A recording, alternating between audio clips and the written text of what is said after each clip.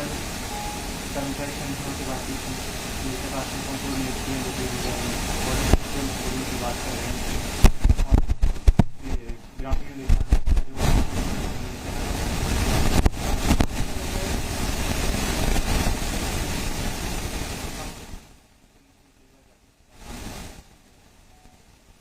ये आचरण तो उनका फड़फड़ाने जैसा है कि आदमी फड़फड़ा के करता है ना। इन चीजों की आवश्यकता नहीं थी भाई, पहले ही कर लेते। आपने तो घोषणा पत्र में बहुत सारी चीजें की हैं। आपके महान आविष्कारक ने, राष्ट्रीय नेता ने तो 10 दिन में कर्जे माफी की बात की थी। हम तो अभी भी कह रहे हैं राजस्थान की जनता का भला करो भाई, कर्जा माफ कर दो। 10 दिन से भी ज्यादा हो गए।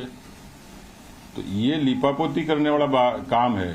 आप अन्नपूर्णा को इंदिरा रसोई बनाओ, टाइटल बदल के, तो 1.25 साल तो टाइटल बदलने में लगा दिया। तो आपको किसी डॉक्टर ने मना किया था कि भाई कर देते आप सक्षम हो, अनुभवी हो, आपके पास पूरी सर्व सत्ता संपन्न हो। लेकिन मैंने कहा ना शुरू में कि यू टर्न वाली सरकार है। अब दे दें इस्तीफा, देखें जो कहा था ना कि 124 यदि गलत हुई तो इस्तीफा दे दूंगा, वो रेफरेंस आपके पास होगा। तो फिर यदि बात पे ही कायम रहना, बात का ही धनी है, तो राजस्थान तो तलवार के बात के धनी लोगों की जगह थी। लेकिन यहां इस तरीके से यू टर्न लेके कितने दिन सरकार चलाएंगे। 124A अंधा आदमी बता रहा था कि 124A ये इम्प्लाई नहीं होती और आपने उसको लगाया। आपने कहा कि मैं इस्तीफा दे दूंगा यदि झूठ हुई तो। अब दो। वैसे कोरोना का विस्फोट लगातार हो रहा है, स्वास्थ्य भवन इसका ताजा उदाहरण है।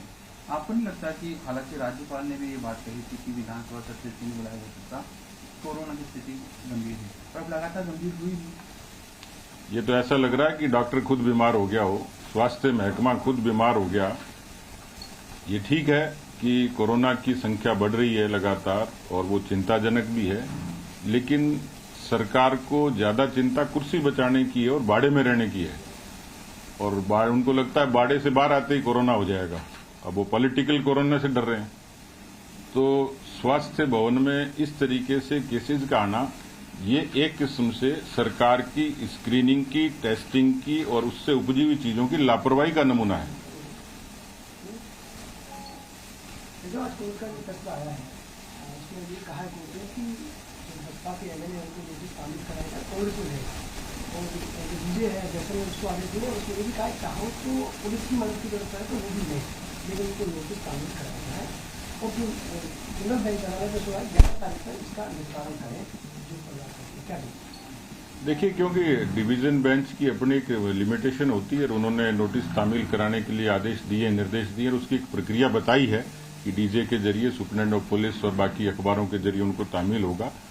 तो अब इस मामले में जो बाकी जो दूसरे पक्षकार हैं वो इस तरीके से बचाव नहीं कर सकते कि हमें नोटिस तामील नहीं हुआ। हालांकि आजकल बहुत सारी चीजें ओपन है, टीवी से लेकर तमाम सोशल मीडिया के माध्यमों में आती हैं सारी चीजें, लेकिन विधिवत रूप से ये सिंगल बेंच को निर्देश, उनको नोटिस के लिए निर्देश देना और सिंगल बेंच को रेफर करना, उन्होंने अपनी तरफ से जो निर्देश देने थे जो प्रक्रिया के तौर पर, विधिवत तौर पर वो दे दिए। तो मुझे लगता है सिंगल बेंच के आगामी जो निर्देशों का हमें इंतजार करना चाहिए। विधायकों के प्रशिक्षण के लिए कुछ बुलाया है आपने? वैसे तो हमारे विधायक प्रशिक्षित हैं, लेकिन आप कहेंगे तो बुला लेंगे। नहीं, विधायक दल की बैठक के लिए आपने?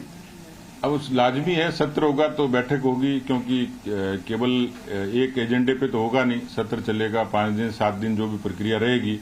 जैसे हमसे सवाल मांगने शुरू कर दिए तो अपने अपने क्षेत्रों के वो क्वेश्चंस भी वो लोग लगाएंगे। जो सदन में फ्लोर पे संवैधानिक तौर पर जिन मुद्दों की चर्चा होनी है उन पर भी होगी। तो इसलिए उनकी आवश्यकता तो है ही। समय और तारीख और जगह तय करनी वो जल्दी करेंगे। अगर सरकार कोई विश्वास मत नहीं लेना चाहती है अपनी तरफ से, तो क्या आप लोगों को लगता है कि आप लोग अविश्वास मत लाने की स्थिति में? मुझे लगता है कि 14 तारीख से पहले इस मामले में कुछ भी कहना मुनासिब भी नहीं है, थोड़ा प्रीमेच्योर होगा, क्योंकि राजनीतिक और कानूनी और संवैधानिक प्रक्रियाएं इतनी ओवरलैप होगी कि इसका फैसला कोई इतनी जल्दी नहीं कर सकता है।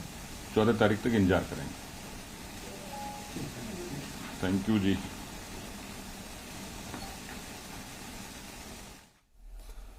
तो सतीश पुनिया की ये प्रेस कॉन्फ्रेंस थी और सत्र होगा तो बैठक तो होगी ही, लेकिन उन्होंने कांग्रेस विधायकों को लेकर बड़ी टिप्पणी